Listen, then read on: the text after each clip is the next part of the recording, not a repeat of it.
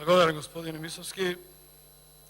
Колеги пратеници, почитуван заменик министер за правда, намерно почитуван, бидејќи ако на некој ние пратеници треба стварно да изразиме почит за неговото присуство и бранење на законите, сте вие. За жал, министерката во овој период многу ретко ја гледам. Се вратам на законот. Колеги пратеници, пред нас имаме закон кој што на еден начин, кој што во основа е системски закон, кој што треба се донеси со 2/3 гласови на пратеници. Кој што со самото тоа суштински кажува дека цел парламент треба да биде согласен со содржината на овој закон. Меѓутоа, за жал, кога идевте на власт, велевте дека ќе се потрудите поделеноста во општеството да се намали.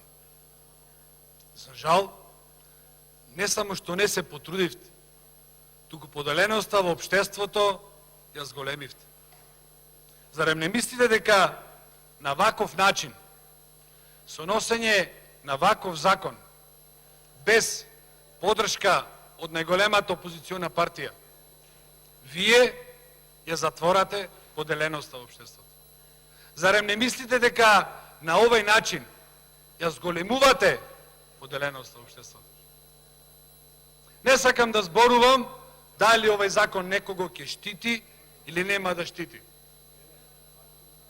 Единствено апелирам до вас со самата постапка на носење на овој закон ваков како што е, како што сакате да го донесите. Вие стварате дополнителна поделеност во општеството. Вие засадувате нешто накриво. Вие уништувате легитимитетот на институцијата јавно обвинителство во наредниот период. Вие сносите директна штета ќе направите, сносите директна одговорност за таа ваша постапка. Овој закон е многу значаен, бидејќи, кажав, треба се донеси со двотретинско гласање. Ова е системски закон. Овој закон е на еден начин обсервација од страна на Европската унија како ќе го донесиме.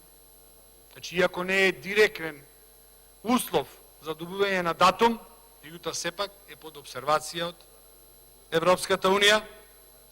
Овој закон требаше да биде испратен до Венецијанската комисија, за да добиеме и од нив мислење. И тоа не. Вие се одлучувате по скратена постапка, се одлучувате со европско знаме, се одлучувате насила да го донесите овој закон. Се со единствена цел да покажете, како што мислите дека ќе покажете, дека некој е против европската иднина на државата. Па добро, колеги пратеници, кој ви дава право да се замисли дека сте само вие во право? Кој ви дава право да мисли дека сте вие единствено проевропски настроени?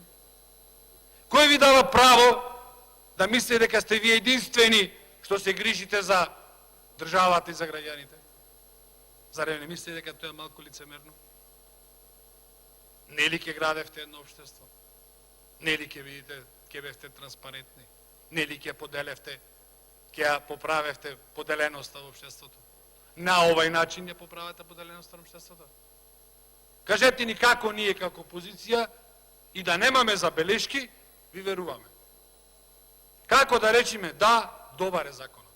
Кога ви кажав на кој начин сакате да го донесете. Легитимно е да има сомнеш, легитимно е да има отпор на начинот на кој што го носите овој закон. Баш кашто, нашиот отпор е еден вид на отпор, отпорот во експертската јавност. Значи нема експерт, нема човек што се занимава со ова проблематика, кој што ве пофали за овој закон. Нема. Без обзир кој професор, кој човек од адвокатурата, човек кој се занимава со ова работа, без обзир на неговите политички размислувања. Сите едногласно кажаа дека има проблем со овој закон. И наведоа цел куп забелешки. Цел куп забелешки. Од изместена хиерархија во обвинителството. Со овој закон ќе се измести хиерархијата. Основната работа која што треба се почитува во една ваква институција. Од начинот на разрешување на обвинителот за организиран криминал и така натаму и од начинот на разрешување на другите обвинители. Од бенефициите кои што ќе ги имаат тоа јавно обвинителство, дел од јавното обвинителство за гонење на организиран криминал, споредено со другите јавни обвинители. Од примената, замислете, овој закон влегува во примена, во сила, после 4,5 месеци од неговото објавување во Службен весник. Од тоа што ќе дозволите неуставност и неравноправност за сите граѓани. Колегата мој претходно кажа, со овој закон за едни важат нелегално прибавени снимки, за други не важат. Ако сакаме да сме конзистентни, ако сакаме да сме принципиелни, или важат за некого, тоест или важат за сите, или не важат за никого. Тоа е рамноправност, тоа е уставност, тоа е правичност. Се друго е неравноправност. Се друго е промовирање на правна несигурност во системот.